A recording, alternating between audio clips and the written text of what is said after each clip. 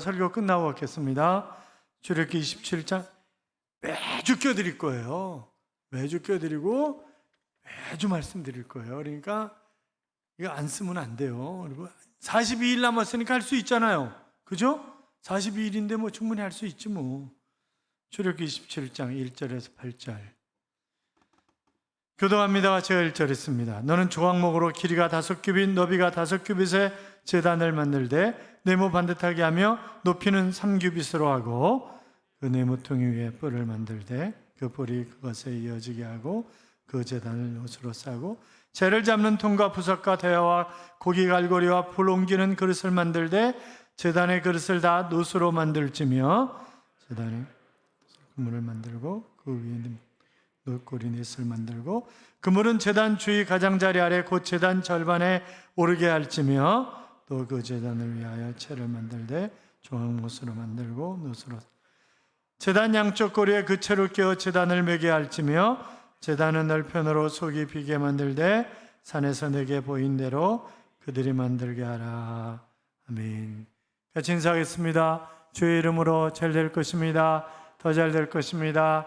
끝없이 잘 될 것입니다. 아멘. 오늘 일부 예배를 많이 오셨더라고요. 지난주일도 그렇고. 그리고 왜 그런가 했더니 연휴더라고요. 연휴.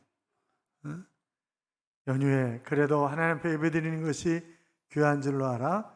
예배 자리에 나오신 여러분, 하나님께서 이 한 주간 여러분과 동행하심으로 행복한 잘되는 한 주간이 될 줄로 믿습니다. 1493년에 독일에서 뉴든베르크 연대기라고 하는 책이 발간이 되었습니다. 저자는 역사가이며 인문주의자의 의사인 하트맨 쉐델이라고 하는 사람인데, 이 쉐델이 독일에서 고전과 중세 작품들을 인용해서 뉴든베르크 연대기라고 하는 책을 썼는데 1년 후에 지구의 종말이 온다라고 하는 그런 내용이었습니다. 여러분 생각을 해보세요. 독일 사람들뿐만이 아니라 유럽 사람들이 얼마나 쇼크를 받았겠어요. 1년 안에 지구의 종말이 온다는데. 그런데 그런 일들은 종종 있었어요. 우리의 기억 속에 아직도 생생한 것이 1992년 10월 28일 날 자정에 주님이 재림하신다. 이장림 목사가 다가올 미래를 대비하라라고 하는 책을 쓰고, 그래서 다미, 그것을 줄여서 다미 선교회라고 하는 선교회를 만들어가지고 선동을 했잖아요. 그때 거기 같은 사람 손 들어보세요. 있을 거래 아마. 그때 저희 교인들 가운데 몰래 이장림 씨를 초청을 해다가 그 아파트에서 예배를 드리고 책을 같이 읽고 그러면서 10월 28일을 준비하고 이런 사람들이 있었어요. 그런데 저희 교회 제일 처음 새벽 기도에 나온 분이 밤 12시에 동대문 쪽에 있는 창신동인가 거기서 그 사람들이 모여가지고 밤 12시에 자정 예배를 드렸어요. 그리고 오다가 교회 와서 새벽 기도하는 거예요. 그래서 반갑다고 그러고 그랬는데 자기는 여의도 순복음교회에서 새벽 기도하고 밤새도록 기도하다 오는 거래. 그게 거짓말이었어요. 그러니까 창신동에서 거기 모여서 예배드리고 오는 거였어요. 제가 몇 번 만나가지고 얘기를 했어요. 그럼 성경에 어디에 10월 28일 날 밤 12시에 주님이 재림하신다고 되어 있는지 나한테 그걸 가르쳐주면, 그러면 나도 따라갈 테니까 한번 얘기를 해보라고. 난 성경이 아닌 건 안 믿는다고. 그랬더니 직접 계시를 받았다는 거예요. 직통 계시를. 그 자기하고 자기 동생은 북한으로 가게 돼 있는데 동생은 가다가 붙잡혔다는 거예요. 그래서 그런 얘기 하지 말라고. 성경이 없는 거 얘기하면 돌아가신 우리 할아버지가 살아와도 난 그거는 안 믿는다고. 그러니까 성경에 있는 걸 얘기하라고. 그랬더니 결국 교회를 떠나서 마포로 이사를 갔어요. 그리고 10월 28일 날 전 세계 생중계 했잖아요. 그때 한복 입고 앞에 선 여자가 그 여자요. 그냥 제가 너무 괴로운 거죠. 너무 괴로운 거야. 그거 생각할 때마다 너무 괴로워요. 왜냐하면 우리 교회 들어와서 그를 변화시킬 수 있도록 그런 기회를 주셨는데 변화시키지 못한 책임이 저한테 있는 거잖아요. 그러니까 너무너무 괴로운 거지. 여러분, 주님이 언제 오실지 몰라요. 주님이 이렇게 말씀하셨어요. 아버지도 모르고 아들도 모르고 천사도 모른다. 그때는 오직 아버지만이 아신다. 그리고 도적같이 임한다. 이렇게 말씀하셨기 때문에 도적이 뭐 예고하고 와요? 아니잖아요. 그러니까 우리가 거기에 신경 쓸 필요가 없어요. 내가 최선을 다해서 주님이 기뻐하시는 삶을 살면 언제 주님이 오시든지 아멘 주 예수여 어서 오시옵소서 그러면 되는 거잖아요. 그렇잖아요. 옛날에 초건동 목사님이 예배를 드리면서 성가대하고 짜고 성가대는 위에 앉고 짜고 주님이 재림하신다고 막 꽹과리를 치고 막 난리를 친 거예요. 그랬더니 사람들이 전부 다 가만히 밑으로, 옛날에 가만히 짝 깔고 예배 드렸으니까 일제시대 때 가만히 짝 밑으로 전부 들어가더라는 거예요. 아니 주님 오시면 아멘 이러고 그래야 되는 거 아니에요? 그런데 내가 정상적으로 삶을 살지 못했다는 거지. 그냥 막 가만히 속으로 들어가고 그랬다는데, 여러분 언제 온다 그런 소리에 귀를 기울이지 마세요. 내가 최선을 다하면 돼. 며칠 남았어요? 42일. 최선을 다해서 복음을 전하는 거예요. 그럼 왜? 복음 전하는 게 상급과 관련이 있어요. 그러니까 내가 받을 상급이 있으려면 상급은 핍박과 관련이 있는데, 핍박은 복음 전하는 것이 아닌 한 핍박 받을 게 없어요. 우리나라 같은 데에서는. 그렇기 때문에 최선을 다해서 복음을 전하면서 살아서 주님이 오실 때 아멘! 주 예수여 어서 오시옵소서. 그리고 주님 앞에 나아가고 휴거되는 그런 역사가 우리 안에 있기를 주님의 이름으로 축복합니다. 출애굽기 27장은 번제단과 성막들에 관한 그런 이야기인데, 자, 성막을 좀 보여주세요. 성막은 저렇게 생겼어요. 저 문이 하나 있어요. 동문이에요. 동쪽에 있는 문이 하나 있어요. 그리고 들어간 물두멍이 있어요. 아니, 들어간 번제단이 있어요. 동문을 통해서 들어가면 뜰이 있고, 뜰을 지나면 번제단이 있고, 번제단을 지나면 물두멍이 있고, 그 다음에 성소와 지성소가 있는데, 성소 안에는 떡상과 촛대와 분향단이 있어요. 그리고 성소와 지성소 사이에 휘장으로, 그 휘장은 주님의 육체라 그렇게 말씀하셨는데, 휘장이 있고 그 안에 이제 주님이 속죄소가 있는데, 거기서 하나님이 대제사장을 7월 10일 날 만나주시는 거예요.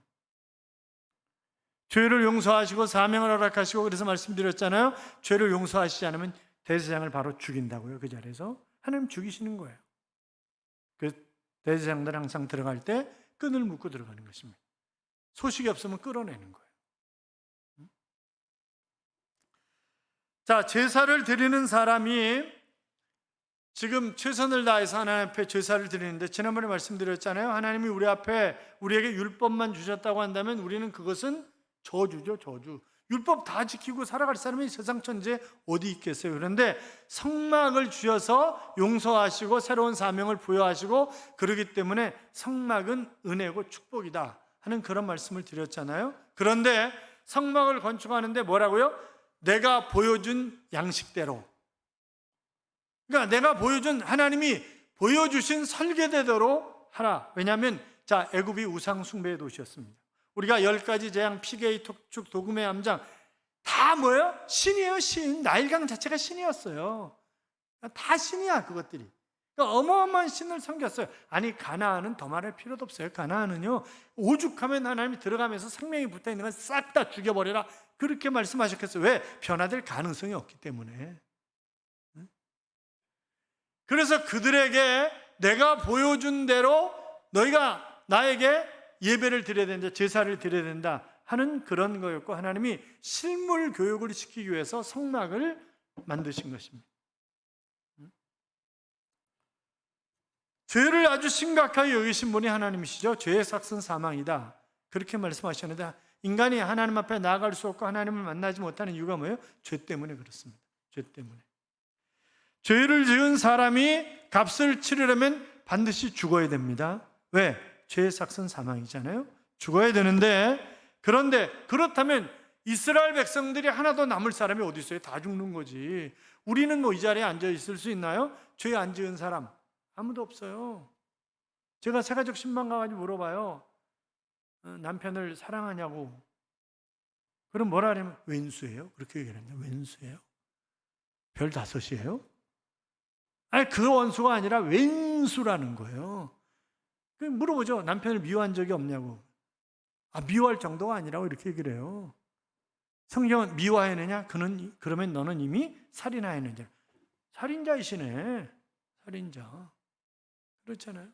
그러니까 우리가 우리의 생각하는 것까지 다 포함하기 때문에 하루에 사람이 아무리 생각을 안 하는 사람도 10,000가지 이상 생각을 하고 보통 10만 가지 생각을 한다는 게 나도 모르게 그냥 계속 생각을 하는 거예요.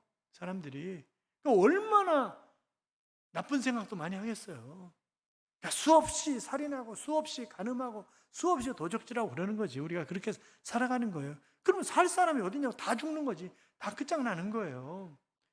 그 문제를 해결하기 위해서 지금 성막이라고 하는 것을 통해서 예수 그리스도가 이 땅에 어떤 모습으로 오실 것이냐라고 하는 것을 보여주고 있는 거란 말이죠. 지금 이것이.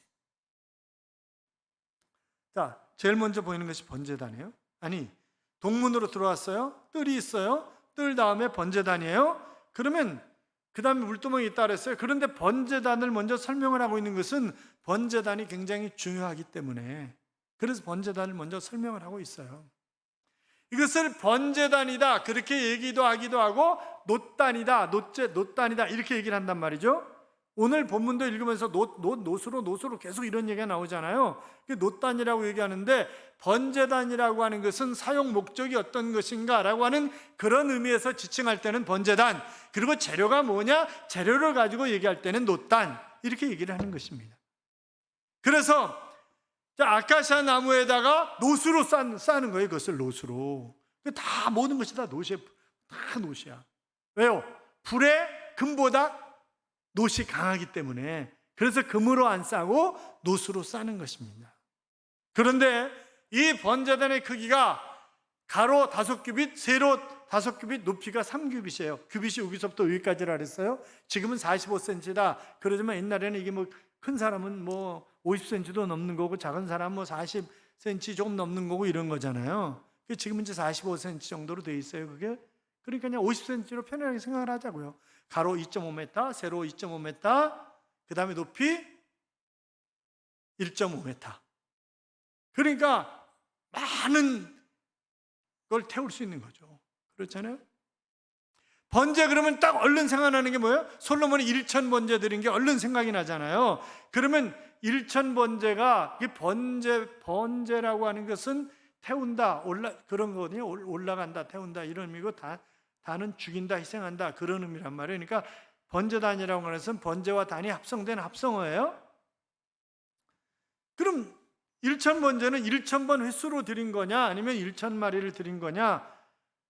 솔로몬이 언제 1,000번을 그거 드리겠어요? 그게 쉽지 않은 거지. 그게 그 태우는데 시간이 1-2시간 걸리는 게 아닌데, 그렇잖아요. 그러니까 이거는 횟수보다 양을 의미하는 것이다. 이제 그렇게 성경학자들이 얘기를 해요. 그러니까 정확한 건 아니지. 그러니까 하여튼 그거 가지고 지금도 해석학자들이 싸우고 그러니까 뭐 그들은 열심히 싸우는 거고, 그러니까 양이 맞지 않을까, 이제 그렇게 우리가 생각을 하는 거예요. 그리고 정사각형으로 되어 있다라고 하는 게 지금 5규빗 5규빗이잖아요. 이 5는 은혜의 숫자예요. 오병이어라든지 뭐 5가 굉장히 많이 나와요. 모세, 오경 5건이란 말이죠. 그러니까 다 5자가, 이렇게 5자는 은혜의 상징의 은혜의 숫자다, 이제 그렇게 얘기를. 둘은요, 증인의 숫자. 열흘 동안 고난을 당하리라. 열흘은요, 긴 기간도 아니고, 그러나 짧은 기간도, 짧은 것도 아니고 긴 것도 아니에요.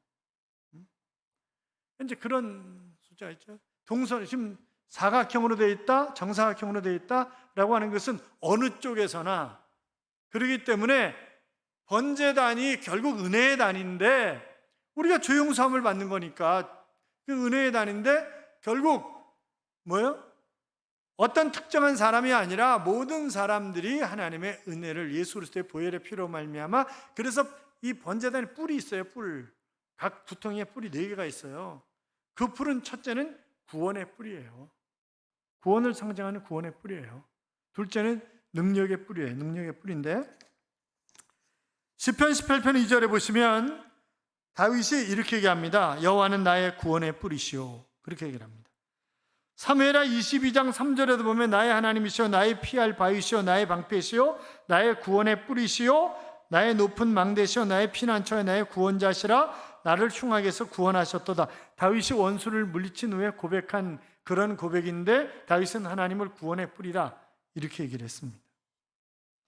자, 그러니까 이 지금 뿔이 있단 말이죠. 번제단에 네 구탱이에 뿔이 있는데 거기에 처음에는 그 줄로 드릴 고기를 묶어놨어요. 누가 혹시나 가져갈까 봐 묶어놨어요. 그런데 더 다른 큰 의미가 있는데 레위기 4장 25절과 30절에 보면 제사장은 그 속죄 희생의 피를 손가락으로 찍어 번제단 뿔에 바르고 그 피는 번제단 밑에 쏟고, 그러니까 제사장이 피를 이 뿔에다 바른다 그렇게 되어 있단 말이죠. 그러니까 결국 그것이 용서함, 그 피 때문에 용서함을 받는 거예요. 열왕기상 1장 50절 이하에 보면 아도니아가 자기가 왕이 되려고 작당을 합니다. 그런데 그 실패로 돌아갔어요. 그러면요 솔로몬에게 죽을 참이에요 지금 이제. 그러니까 얼른 도망가가지고 번제단의 뿔을 탁 잡는 거예요. 그러면요 살려주는 거예요. 그건 못 죽여요. 살려주는 거예요. 도피성도 마찬가지잖아요. 도피성으로 들어가면 그 사람 못 죽이는 거잖아요. 마찬가지로 번제단의 뿔을 잡으면 못 죽이는 거예요. 그거는. 왜요?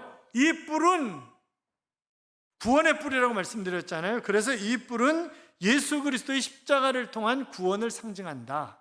그렇게 볼 수 있는 거죠. 여러분 보세요. 애굽에서 나올 때 마지막 장자의 죽음을 통해서 나올 때 이스라엘 백성들은 하나도 안 죽었잖아요. 왜 안 죽었어요? 자원문설주 임방에 어린 양의 피를 발랐기 때문에 안 죽었단 말이죠. 그 피는 뭐예요? 예수 그리스도의 보혈을 상징하는 거예요. 그러니까 다 모든 것이 지금 이 성막 하나하나 전부 뜯어보면 다 예수 그리스도를 상징하는 것이다. 그래서 그 구약은 신약의 모형 그림자다. 이제 그런 얘기를 한단 말이에요. 십자가 위에서 보니까 다 이게 그림자였구나. 이제 그렇게 우리가 해석을 하게 되는 거죠. 자, 어떻든 번제단의 뿔은 피가 있기 때문에 죽을 죄인이라도 붙잡기만 하면 구원받는다라고 하는 것입니다. 또 능력의 뿔이라고 말씀드렸어요. 고린도서 1장 18절에 보시면 십자가의 도가 멸망하는 자들에게는 미련한 것이요 구원을 얻는 우리에게는 하나님의 능력이다. 그러니까 이 십자가의 도, 십자가는 결국 뿔인데, 그러면 지금 이제 예수 믿지 않은 사람들이 볼 때 십자가는 나무떼기지 뭐 그렇잖아요. 형틀이잖아요. 그게 형틀이라고. 그러나 예수 믿는 우리에게는 십자가가 어떤 의미를 가지고 있는지, 예수 그리스도가 십자가에 못 박혀 돌아가신 그것이 어떤 의미가 있는지 알기 때문에 십자가만 바라봐도 은혜가 되는 거잖아요. 저기 십자가 크게 만들어놨잖아요. 네. 근데 이제 이게 또 나중에 문제가 된 적이 있어요. 왜냐하면 이제 그 강단에 십자가를 이제 다 해놨어요. 그런데 그 절에서 이제 목사님하고 스님하고 한판 붙은 거예요. 왜냐면 거기 이제 부처가 있고 이제 거기서 이제 뭐 절하고 빌고 이러잖아요. 그러니까 이제 목사님이 장난치느라고 스님한테는 거지. 이제 돌덩어리가 밥을 주냐 떡을 주냐 이런 거예요. 그러니까 이제 스님이 성질을 팍 내면서 나무떼기가 밥을 주냐 떡을 주냐 이렇게 나온 거지. 응? 그래가지고 한때 또 십자가를 다 띈 적이 있어요. 십자가를 다 띈 적이 있어요. 의미가 중요한 거죠. 의미가. 십자가의 의미가 뭐냐. 이제 그게 중요한 거잖아요. 자, 어떻든 성도들에게 십자가는 하나님의 능력입니다.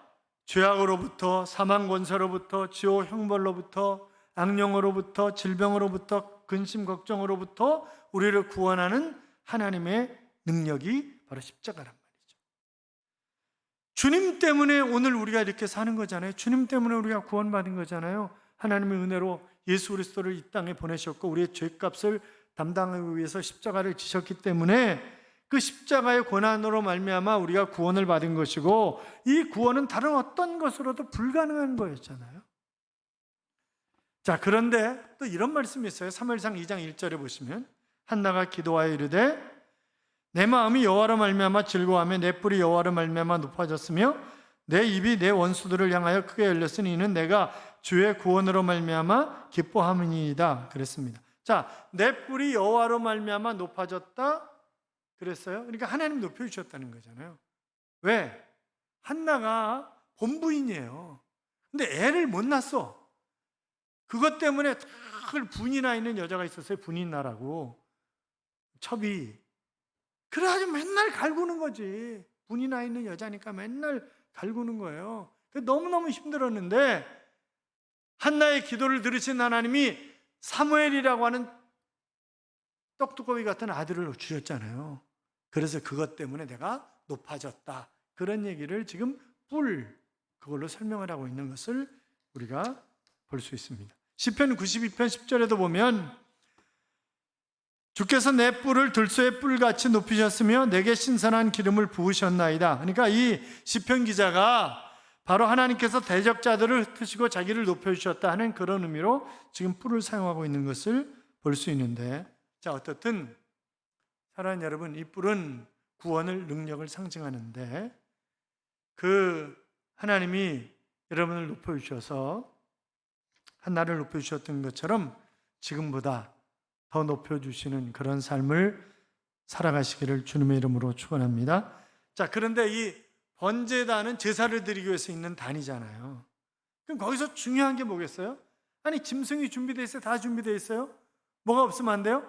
불이 없으면 안 돼요. 불이 없으면 짐승을 어떻게 태우겠어요? 그러니까 제사장이 하는 일 가운데 중요한 일 중에 하나가 뭐냐? 불관리예요. 불관리.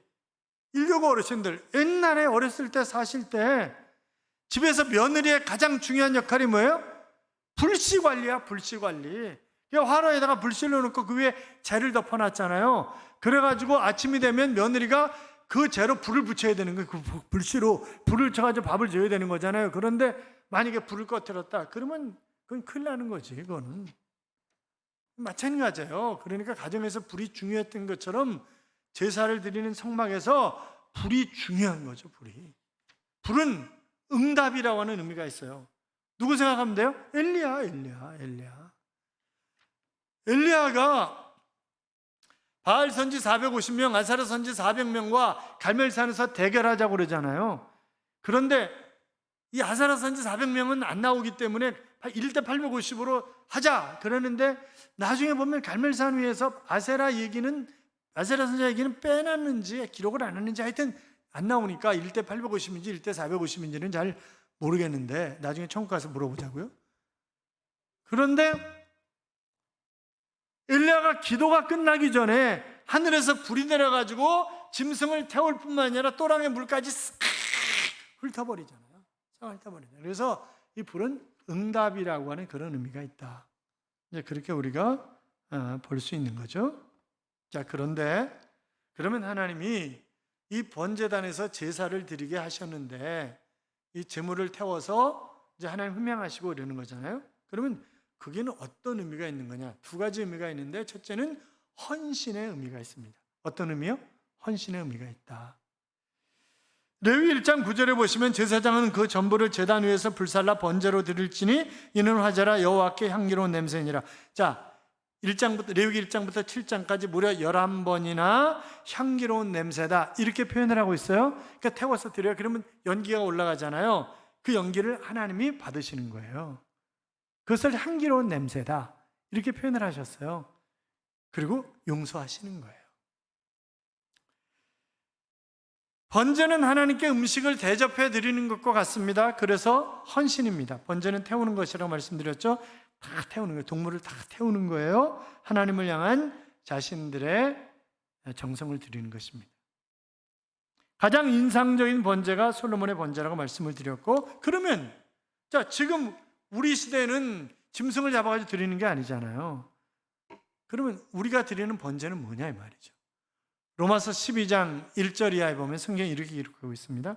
그러므로 형제들아, 내가 하나님의 모든 자비하심으로 너희를 권하노니 너희 몸을 하나님이 기뻐하시는 거룩한 산 제사로 드리라. 자, 기뻐하시는 거룩한 산 제사로 드리는데 그게 번제란 말이죠.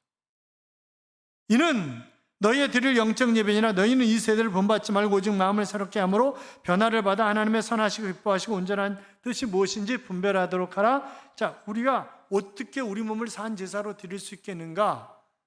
그것이 뭐라고요? 이 세대를 본받지 않는 것이고 하나님의 뜻을 분별해서 사는 올바른 삶을 사는 것, 그것이 번제다. 그렇게 로마서 12장 1절 2절은 설명하고 있는 것입니다. 아프리카 선교사로 유명한 리빙스턴이 있습니다. 자, 우리는 헌금할 때 들어오면서 이제 헌금을 넣고 들어옵니다. 저도 거기를 열심히 쳐다봅니다. 누가 헌금을 안 드리고 들어가나. 웃자고 하는 얘기예요. 근데 사실일 수도 있어요.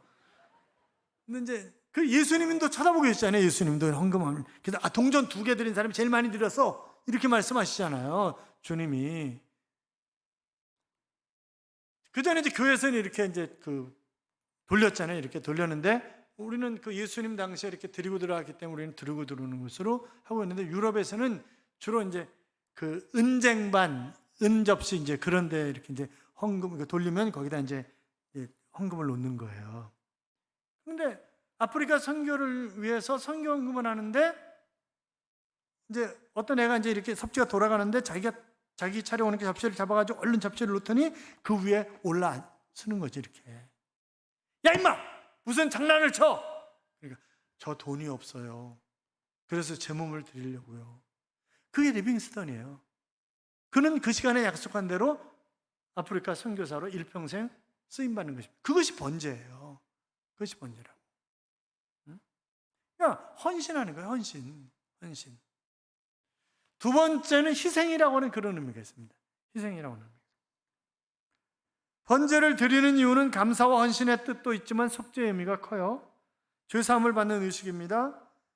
번제를 드리는 방식에도 잘 나타나 있는데, 자, 짐승을 이제 태워서 드리잖아요. 그 전에 먼저 뭐예요? 짐승의 머리 위에 내가 손을 얹고 기도하는 거예요. 내 죄를 짐승에다 전가시키는 거예요. 지금. 그리고 그 짐승을 태우는 거예요. 그러니까 짐승은 뭐예요? 희생당하는 거야. 그렇죠? 아니, 뭐 짐승만 희생당하는 게 아니에요. 사람 사는 게 다 희생이야. 그렇잖아요. 우리가 먹고 사는 것 다 고기를 먹든지 식물을 먹든지 뭘 먹든지 다 그들이 죽어줘서 우리는 먹는 거예요. 그렇잖아요. 아니, 우리가 성장하는 것도 다 부모가 자식을 위해서 희생하기 때문에 성장해 오는 거예요. 지금까지 그렇게 성장해 온 거잖아요. 다 희생하는 거예요. 그러니까 불에 태워지는 것은 사실 내가 태워져야 되는 건데 내 대신 짐승이 태워지는 거다. 그거는 희생이다. 어느 교회 한 장로님이 웃고 다니시는 거예요. 별명이 방실이 장로님이야. 네, 방실 웃고 다녀서. 그러니까 뭐 화날 일도 있고 누가 성질 내는데 그냥 웃고 대답을 하고 이러니까 어느 날 한 젊은 집사님이 장로님 화날 자리에서도 왜 웃고 그러세요? 장로님 화나는 적이 없어요? 그러니까 자기 옛날 얘기를 하는 거죠. 옛날에 자기 불평불만이 굉장히 많았던 사람이었다는 거예요. 직장 상사 때문에 열받을 때도 많았고 교회에 와가지고 은혜가 안 되는 설교를 들을 때도 참 많았고 그래서 늘 불평불만이었다는 거예요. 그런데 아들이 중학생쯤 되었을 때 이놈이 사춘기가 되었는지 방문 꽉 닫고 들어가지고 문 잠그고 뭘 하는지 도대체 문을 안 열어주더라는 거예요. 늘. 애들 자랄 때 다 그러잖아요. 우리 집만 그랬나? 다 그러잖아요, 애들. 그런 나중에 그걸 따고 들어가가지고 너 임마 내가 뭘 잘못했다고 그래. 그러니까 화를 싹 내면서 집 나가버리더래요. 그거 안 들어오는 거예요. 이놈의 새끼 들어오기만 해봤는데 다리 몽둥이 확 분질러 버린다. 그런데 며칠 만에 들어왔어요 이제. 그래가지고 회차를 가지고 야! 아빠가 너한테 뭘 잘못했길래 네가 집을 겨나가고 그리고 막 회차를 달라니까 아빠가 나한테 해준 게 뭐예요? 이러면서 나가버리더래요 그냥. 그래가지고 그날 밤에 교회 가가지고 엉엉 울면서 하나님 도대체 예수 믿는 우리 집안에 어떻게 저런 놈이 태어나가지고 이렇게 속을 썩입니까? 하나님 제가 너무 아픕니다. 그랬더니 새벽녘에 하나님이 세미한 음성으로 그러시대. 너 아프냐? 너 아들 때문에 아프냐? 아들 때문에 힘들다고? 나도 너 때문에 마음이 아파. 너 때문에 힘들어 나도. 너 장로라고 그러면서 네가 얼마나 감사하고 네가 얼마나 교인들을 위해서 희생하면서 네가 그렇게 쓰임받냐? 나 너 때문에 아파 나도. 하나님 그러시더라는 거예요. 그래서 하나님 제가 잘못했습니다.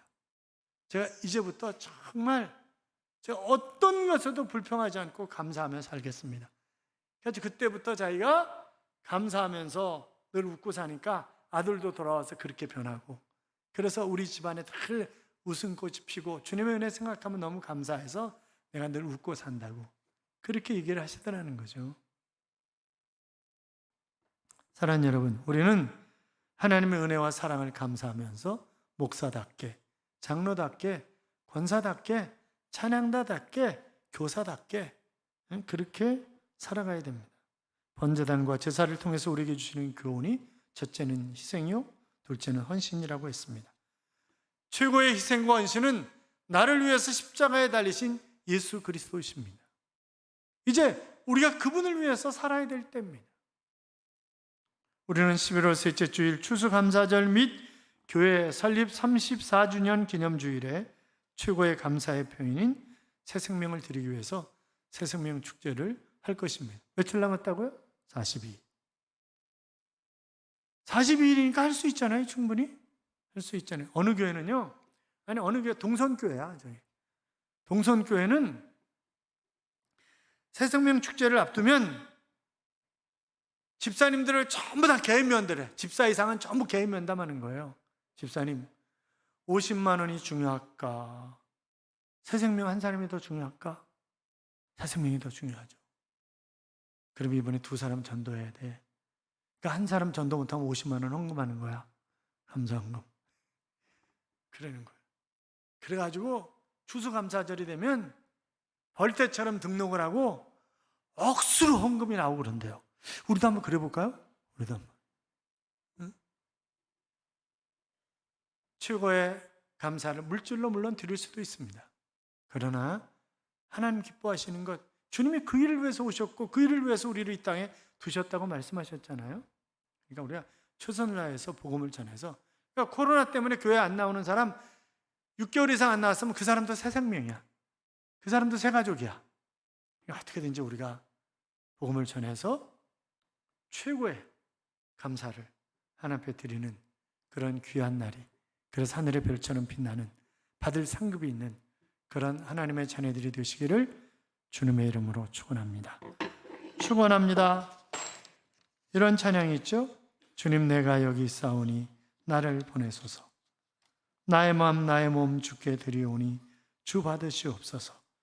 주님 내가 여기 있사오니 나를 써 주소서. 가진 것 모두 다 주께 드리오니 주 받으시옵소서. 할렐루야 할렐루야 할렐루야 할렐루야. 주님 나를 받아 주옵소서 라고 하는 그런 찬양입니다.